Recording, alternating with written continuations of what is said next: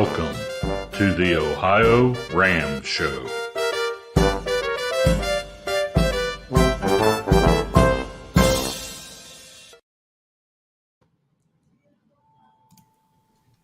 Well, hello everybody. This is Jim Lawyer here, and you're watching another great edition of the OhioRAAM Show, the show about UltraCycling and all other things bicycling. Hey Lee, how's it going today? Hey, another beautiful day here in Ohio, wasn't it? Definitely. Yeah, I wanted to be out on the bike, but we had to do the show, so got my priorities straight. Well, we've been keeping Jim busy, and we'll talk about it in a moment. But we come to here because of the people who do the time stations in Ohio, and I think it's safe to say, Jim, now, Yes, 3 time stations in Ohio. definitely. 41 in Oxford, 42 in Blanchester, where Jim's going to be this year. Yep, And 43 in Chillicothe, where we've got a new person helping there. definitely. And we want to say these time stations. Well, Oxford doesn't claim that they're going to be open 24 hours. Correct. They had a little bit of staffing problem. They're Not having enough volunteers. yeah. Yep. They need help there in Oxford. So if And, you want to reach out, let us know, and we'll put you in touch. Yeah. And but I think they'll probably try to be there during most of the important times when people are coming through, and Definitely. they may surprise us. They always Definitely. do. So we at least, with all the changes, and our best to Amy and her Yes. illness, we wish her the best and hope she gets back on her feet. Although who knows what's going to happen there, but that's that. Yes. So Give a shout out to our sign man. want to yell out to the sign man, because he puts these wonderful signs out on the road for the Race Across America, Mike Minium. And you can pick up those signs at the time station for $10, which gives you a wonderful souvenir, a great place to collect signatures and mementos, and puts one sign on the road. But if you don't get to our time stations, you can donate on the OhioRAAMshow.com. On the upper right-hand side of the website, you'll see a place where you can donate. Definitely. Oh, it's very important and getting increasingly important that you either become a follower on Facebook or subscribe on YouTube. And wow, we have had a bunch of subscribers on YouTube. I know. It is great. Yeah. I am so glad. Yes. We've had a few also on Facebook, but we're seeing some real growth there, and I'm excited about that. Definitely. And so, and when you're on Facebook there, on YouTube subscribing, be sure to ring that bell. Somebody asked what that's about. What the bell does for you, it actually gives you a notice when we post something. Yes. And we don't post junk there, generally about once a week, except when we're doing something special. Right. Like or if we have a special report pop up. Yep. Yeah, special report, things like that. And sometimes some news comes about, and we'll post it there too. Jim, how do people chat with our guests? Basically, on YouTube or Facebook, just make a comment and ask your questions or post your comments there. And if you don't have a question or a comment, just let us know where you're watching from, and we'll give you a shout out. Definitely. Well, we want to say that we're going to be following Phil Fox was his circuit of Lake Erie, starting week after next. Yes. And we'll be following some other people during RAM as well. We're excited about that kind of thing. We'll be doing something from the race around Poland later on in July. We're getting our ducks in a row for that. We're trying to do these kind of things. We do them remotely. If you have an event, a World UltraCycling Challenge or a race or something like that, you'd like to have us help you cover it, hey, it's amazing what you can do with the resources you have at hand, and we'll help you do that. Definitely. So, well, we were doing that this week. It had a wonderful start. Yes. Lydia Greer did a wonderful start video with Geo Prosperity, but it ended way too soon. And we talked with Johnny just a couple hours ago, and we recorded this little thing from him. My 18th on Thursday, last Thursday, I was trying to establish the record for the fastest ride between Cleveland, Ohio, and Boston, Massachusetts. My intention was to do the ride in less than 45 hours, but very unfortunately, after 3 hours of riding and 50 something miles, I was hit by a pickup truck close to Geneva, Ohio. It was really, really scary because I flew on the asphalt. I hit my head. And I really thank my helmet for saving my life. And I recommend everybody to always wear an helmet. And they called 911 right away. I was not bleeding. Like, yes, I have something on my hands, as you can see. But I found my phone and I called right away my wife that was in my crew. My wife, they went a little bit ahead of me, and the ambulance got there like right away. And my wife told me the same thing. She's a physician too, so I trust her opinion. She's a doctor, so they took me at the hospital. They ran all the tests, blood work, CAT scan, and everything.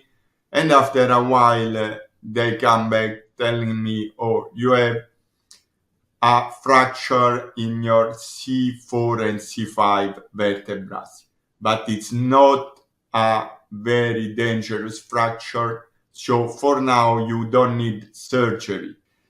And next Tuesday, I'm gonna see the specialist, and I hope that he's gonna confirm that I don't need surgery. I was lucky if I was in Boston in less than 40 hours.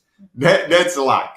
I was not so unlucky that I could have been dead and not telling the story now, or paralyzed.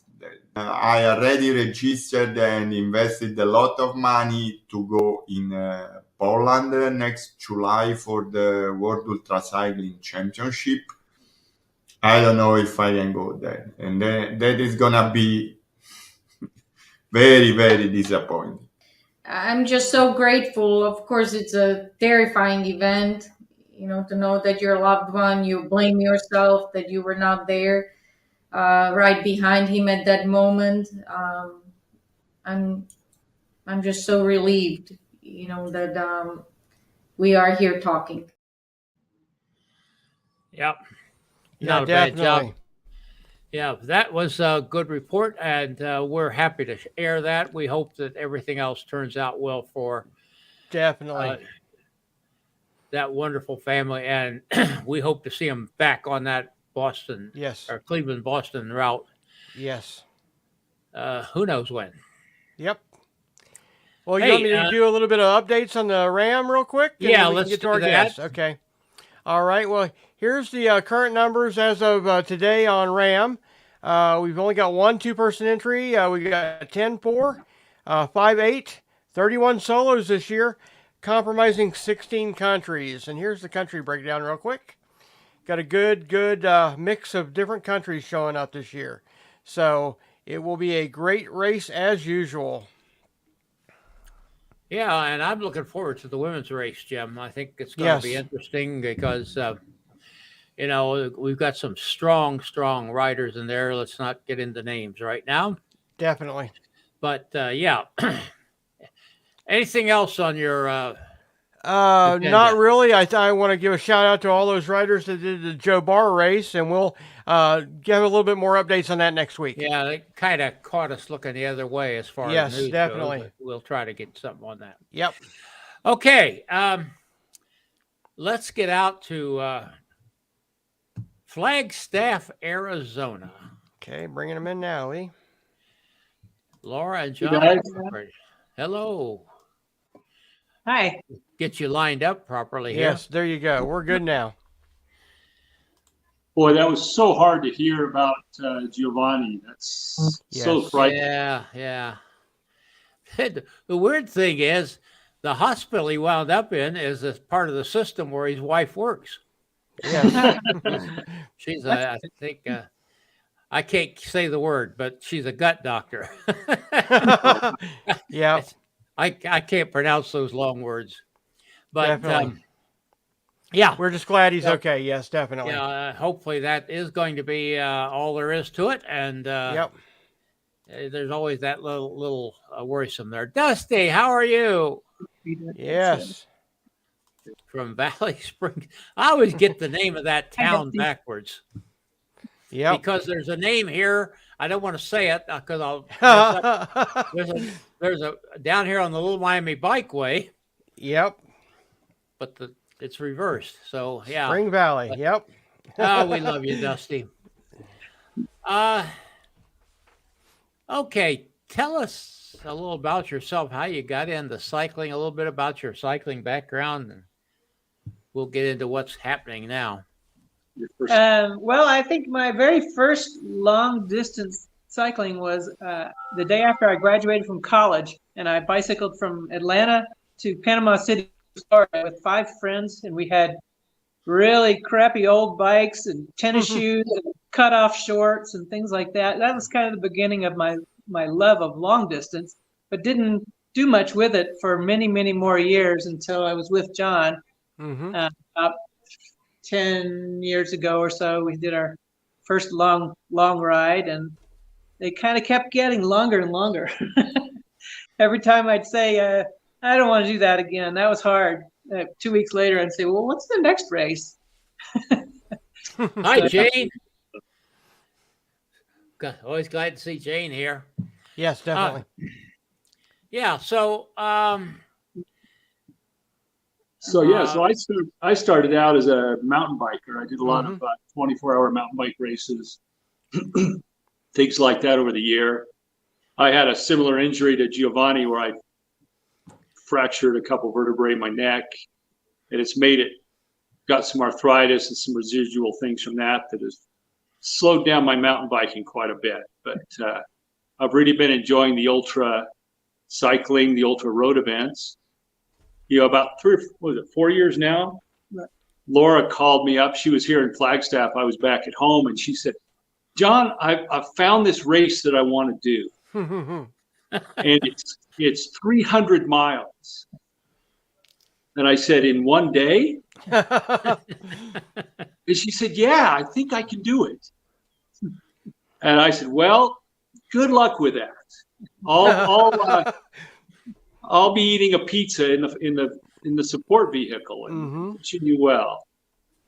And she trained hard, and well, we didn't quite make it that time. That was a hoodoo 300 solo. Hoodoo, yeah. And I didn't quite make it. Was terrible weather and just bad conditions all around, and didn't quite finish. But so it was a moment of a few tears shed in the middle of the road as she ran out of time, and then the next day she was already checking the calendar for the next installment. You know how it is. Yes, in the blood. I'm never going to do that again. Is that weekend free? Or as you were at the desk of the hotel making your reservation for next year, I'm not going to do that ever again. And even worse, after watching her suffer and all the pain and stuff that she went through, of course, I was inspired to do it with her the next year. He had to start doing them too. Definitely. So you're enjoying it, though? Yes. We really are. Yeah. It's kind of invaded our lives to some extent, as I think it does to everyone that does this. It's kind of like a disease. Yep. It's our addictions. The thing I really enjoy about it is, Laura and I get to spend a lot of time training together and doing things together. And then we also have our support crew. I come from a family of 6 kids, so they all get called on. My sister Mary and my brother David have all stepped up to the task. And nice. Laura's sisters come and help babysit all of our furry babies. And so, it's kind of a whole family affair for us, which has really made it great. Definitely. Sometimes we compete with each other as a 2-person team, and sometimes we compete against each other. And how does that go, John, when you compete against each other? Well, our neighbor bets a case of beer on me every time. And so far, he's been mighty thirsty. There you go. I'm in the same boat. The only way I can keep up with my better half is I bought a tandem. That way she can't get away from me. It solves a lot of problems. There you go. Yeah. Definitely. Laura worked really hard at it and really performs well in the races. She's very competitive and very determined. So I think we're going to be a little closer this year, though, on our races. It's going to be interesting. We'll find out. Excellent. We'll get back to you here in a couple of weeks after this 24 hours in the canyon. And yes, these will be my first races on a recumbent. Nice. Yeah. Well, before we get to the recumbents, do you hold a world time trial record, Laura? Yes, I do. I set the 24-hour age group record last year.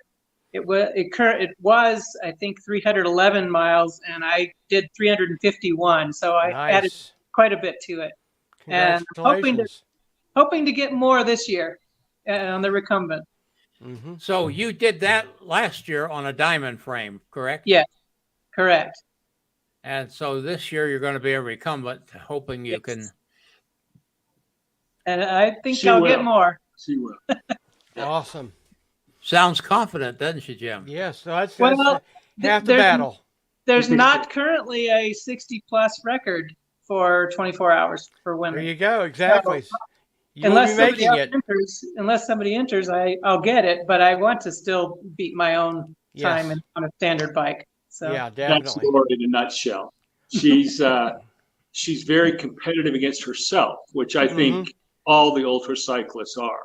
Yeah. It's more about how you perform against your own expectations that really drives us all, I think. Our true enemy is the clock. Yeah. Yep. Exactly. So let's talk about the migration from diamond frame to recumbent. How did that all come about? And we've actually, when? Two of our cross-country tours were done on recumbents, which make terrific touring bikes because you're sitting up, you're looking around, you're wearing normal clothes. It's just a lot easier way to tour. Mm-hmm. So we had some experience there. And I did a training ride with her before the Hoodoo, her first Hoodoo, and got off the bike and I couldn't walk right for about a week. And I figured I have to do something different. Mm-hmm. So that brought up the idea of the recumbent again for me. And I've been racing on it ever since and really enjoyed it. So Laura stuck with her Cervelo for all this time, but even at the end of the Hoodoo 500 that we did against each other, she got up and her neck, she couldn't move her neck. And her backside was so sore she couldn't sit down. And and I got up and I was tired, but I thought, I could keep going. I feel all right. So at the World Time Trial Championships, Jim and Maria Parker were there. They're the owners of Cruise Bike. Mm-hmm. And she, of course, set and crushed the 12-hour record.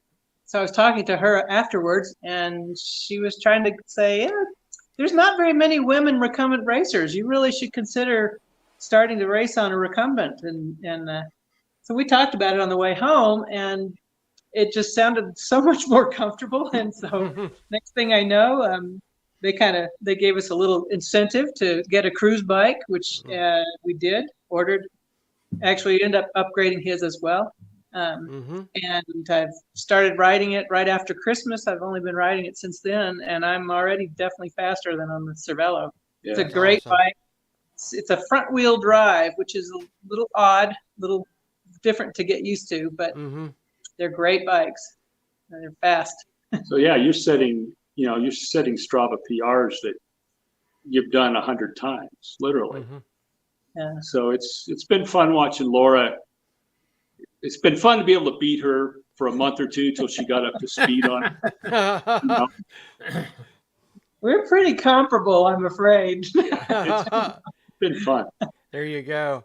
What was the biggest change that you felt from going from an upright to a recumbent? I mean, was there one thing that comes to your mind? I think just no more neck pain, because I was always on aero bars, so my head was always up like that. Yeah.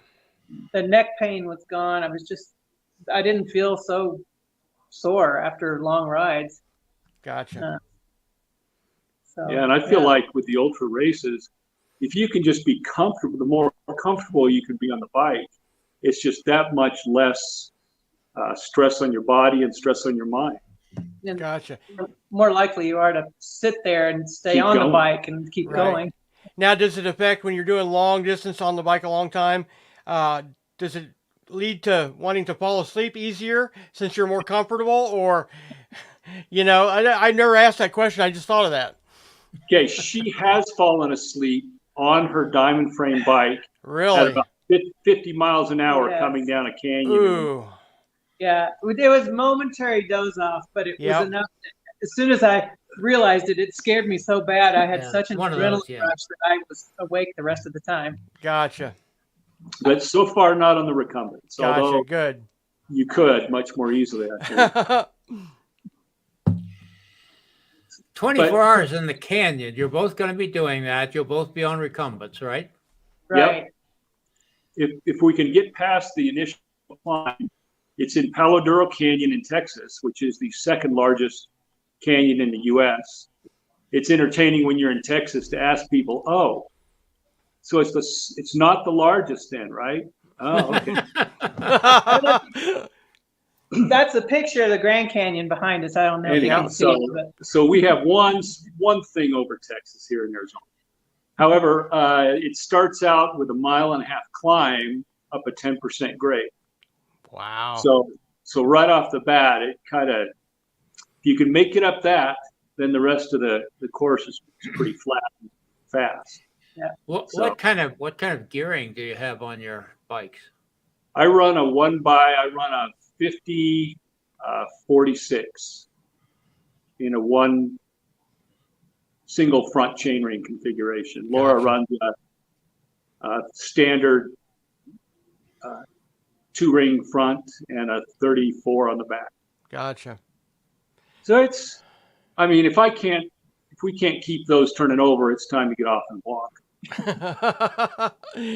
Now, is it harder to climb on a recumbent than a diamond frame? Yes. Laura and I have that discussion. However, even just today, the hills we were climbing today, she was going up them just as fast, if not faster, than she does on her diamond frame. I don't think so. We have this discussion. There you go. What is the reason for that, do you think? Well, I think the reason is on a diamond, he disagrees, but on a diamond frame, you can stand up and crank and use your body weight to help you. Use your body weight. Yeah, that's what I was thinking. You can't stand up on a recumbent. But my opinion is that power is power. If you have 250 watts of power, you're going to go up the hill at the same speed. You have to lift that body up, don't you, John? Exactly. Yeah, I'm with you. See? Yeah, you're probably right, and there's probably a little bit of wind advantage. It's probably mental too. Now, and the disadvantage to the recumbent is you can't sort of shift and move around as much as you can on a diamond. And I've been told by recumbent riders you can't get up out of the bike to deal with a bump or something like that. You got to just take it. Right. Yeah, you're sitting there like a sack of flour. Now, did you notice different muscle groups you're using that you didn't use before, or do you keep going back and forth so that doesn't affect you that much? No, the Cervelo's collecting dust, I'm afraid. She keeps saying she's going to go back and decide which race is more suitable for which. But so far, it's a garage ornament now. I do use my arms more. Okay. On this recumbent for climbing, mainly Right. climbing. Huh. That's Never- interesting.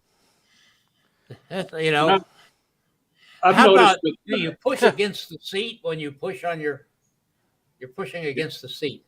Right. Yeah. That's one thought I have, Jim. There's nothing stronger than getting your back against something and pushing with your legs. Mm-hmm. Yeah. That's about the most strength a human being has. And you kind of have that factor. I don't know. I just shut up, Lee. You don't know what you're talking about. Well, come on out and we'll let you get on one and give it a whirl and you can see for yourself. There you go. Definitely. By the way, I had chatted with Maria this week, Maria Parker. Right. We sometimes have pop-up guests, just surprise guests. And I had asked her if she would like to do that. She's doing a triathlon or something this weekend. Yes. Mm-hmm. So she said she wouldn't be available, but we did try to bring her on. I had tried to induce her a little bit by saying, well, we'll give your charity a little bit of a boost. Jan wants to know, will you both be riding recumbents at the World Time Trial, or both of you going to be doing? Okay. Yes, we're both doing 24 solos. Both doing Gotcha. 24 solos. Now, do you ever train inside, like on a trainer with your recumbents, or? We just started. Okay. Just in the last 2 months, doing some Zwift. He's done more than I have. But Yeah. We're a little bit spoiled here in Arizona because in the summer we can come up here in the mountains Right. and ride. In the winter we stay down there and ride. Right. But yeah, the Zwift thing has been kind of fun. It's a great way to do a fairly structured and very intense workout. It's Yes, definitely. a little more difficult on the roads. Excellent. Tell us a little about your charity. Well, the charity for the 24 Hours in the Canyon, which is coming up, is the Cancer Survivorship Center in Amarillo. It's through the Harrington Care Foundation, I think, and they provide all kinds of services for cancer survivors. This is their primary fundraiser, and they raise a lot for this center. It's a very worthwhile cause. So if anybody would like to donate, that would be wonderful. Yeah, throw a few bucks their way. It's all about helping people transition from having cancer, which pretty well takes over your life. Yeah. And then if you're fortunate enough to survive and go into remission, then you sort of have to try to put your life back together again. Mm-hmm. And the race organizer donates all of the money from the race to this. He does all the race organization as a charitable contribution of his time and effort, and it's a great center. They actually have right now over 1,000 people registered, but they're not all riders. They have a lot called ghost riders. They're just basically people who are saying, we're riding in spirit, we're making a donation, and we're just kind of riding in spirit. And they're something, I think it's the last number I saw was over 1,000 people had registered. So That's awesome. yeah, it's a pretty big race. They have both a mountain and a road 24-hour race going simultaneous. Wow. Simultaneously. And if that's not enough for you, they have a slicks and knobby category where you can do the first big 100-mile loop on your road bike and then do the rest of the race on your mountain bike. So That's interesting. That's unique. Yeah, it's very unique. Yeah. Yeah, it's a lot of fun that way. It's a fun Awesome. event and a great cause. So you ever going to do a recumbent mountain bike? Or if there's even such a thing? There is. I think there is. I have zero interest in trying that. You can't really turn and look very well. I have 2 mirrors here, and I have a mirror on my helmet. Yep. And you can't swivel your neck when you're leaning back at 2 degrees. So yeah, that's a invitation for injury. The nice thing about being on a recumbent is if you're very low to the ground, and if you do crash, I've been hit 3 times now. Ooh. in the last few years. And the worst I've ever had is just some road rash, because you're so Always right here. It's right same there. Spot every time. That's the spot. But you just kind of get knocked over. You don't tumble over the front of your bike and land on your head. Right. Broken collarbones, maybe a thing of the past. Yeah. Well, got one of those too, but that was from something else. Some other poor judgments I've made. We're trying a little something here. You can find out about the charity at our OhioRAAMshow.com website. We've been trying to figure out a way to put links in, but I think if you look in your descriptions, you'll find both in Facebook and YouTube this. And is that going to be clickable, you think, Jim? I think so. I'm going to try it here shortly. Yeah, you try it. See, this you're watching an experiment in progress now, there you folks. Go. Make sure my volume's down on my other system. We crave for the day we can put a link up on the page and you just click on it Lee, I don't know if you got the link for BJ Olmberg's charity, which we wanted to put a plug out there for him. He's doing that is on the show notes for this show as well. Awesome. They're both there.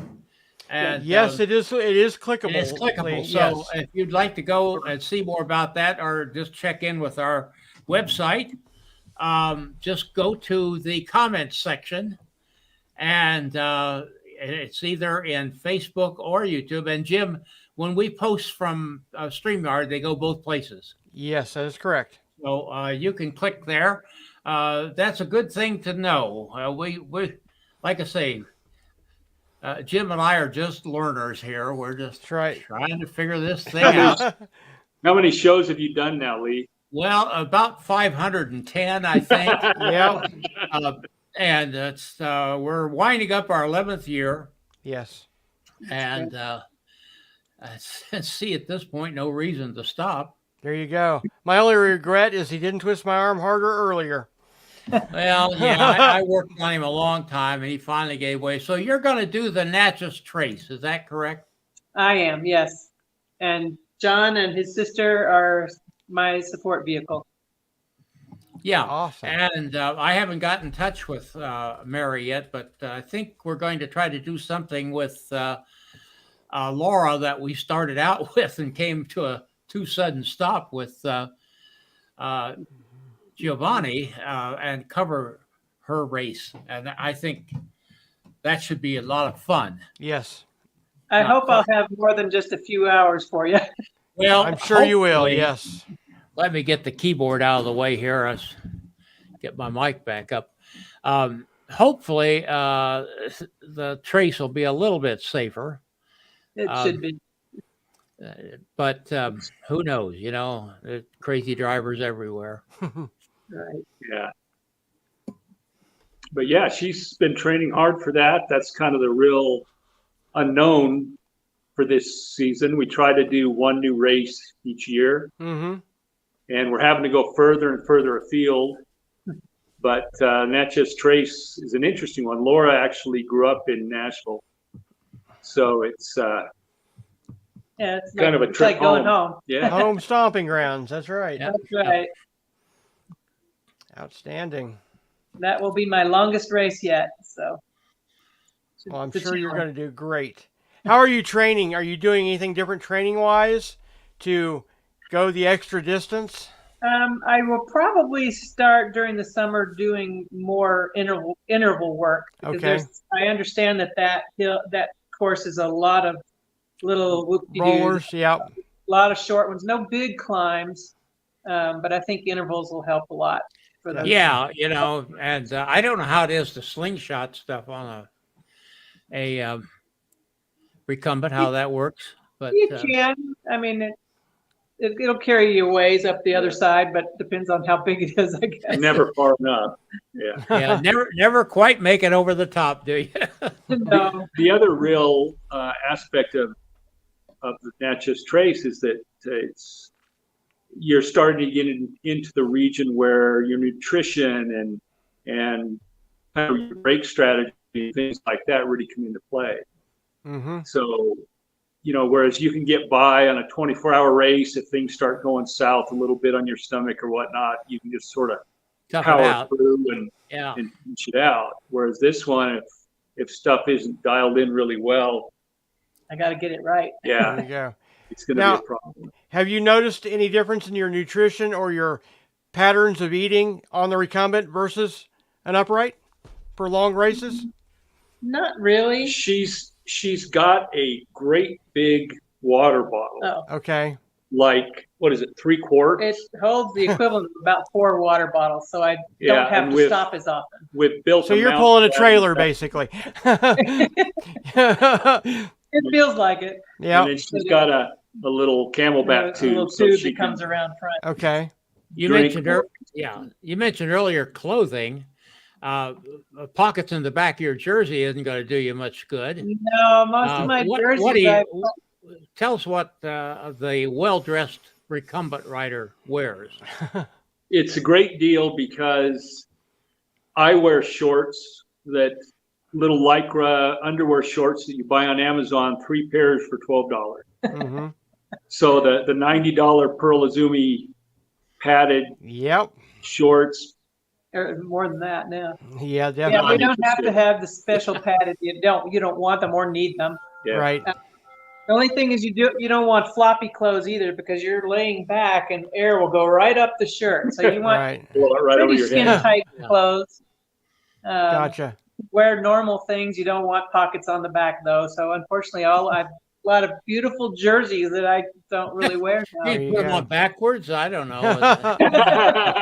There you go. I may try that actually. Exactly. Now, is there any different cleat position since you're doing an upright as opposed to, do you move the cleat any different on a recumbent? I typically move them farther back, more Okay. toward the arch of your foot, More midfoot. more midfoot. Okay. Mine are, Really helps a lot. mine are pretty Yeah. much in the exact same position. Okay. They were, and same cleats and everything. Take them, Interesting. can it in a bit. Yeah. But I, Yeah. I do tend to have a lot more hot foot kind of on the bottom of my ball of my foot. Seem to have more pressure on it or more. Hmm. I don't know if it's the design with it up in the air more. Mm-hmm. It seems to get irritated more easily. Gotcha. I just I- thought, yeah. off the top of my head, I'd think that heat radiating off the road wouldn't be as. But like I said, what do I know? Yeah, it does. You see a lot of people with a lot of edema in their feet and lower legs doing RAM, Right.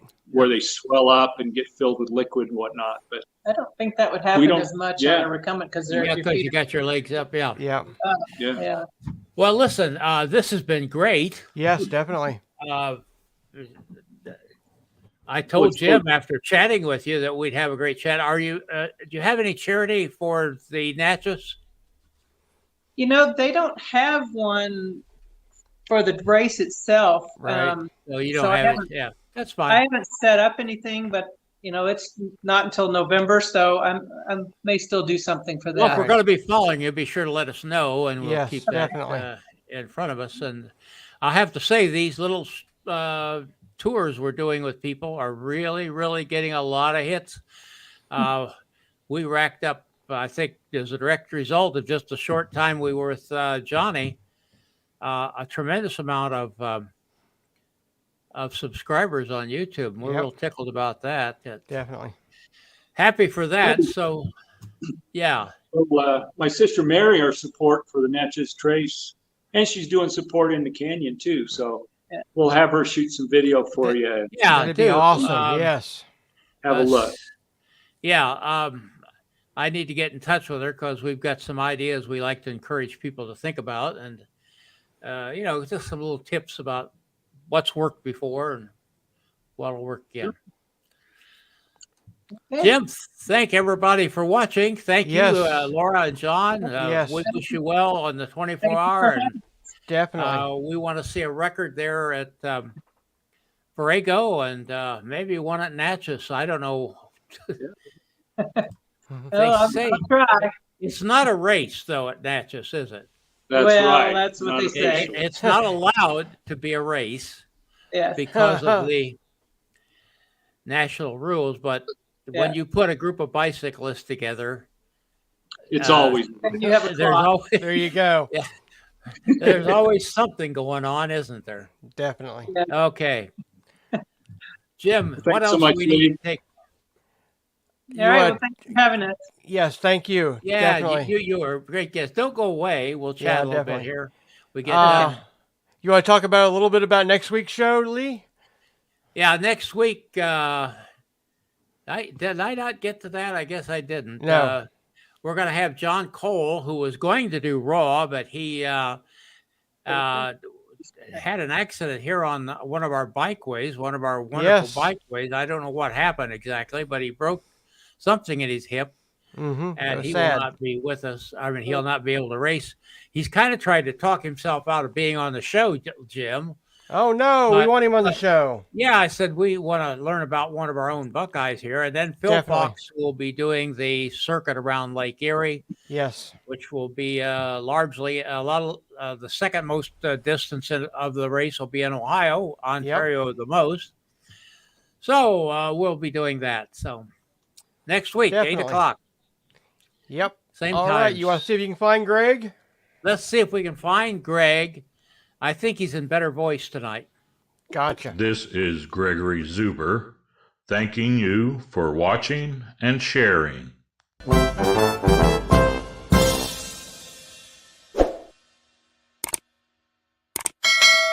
Music by Kevin MacLeod.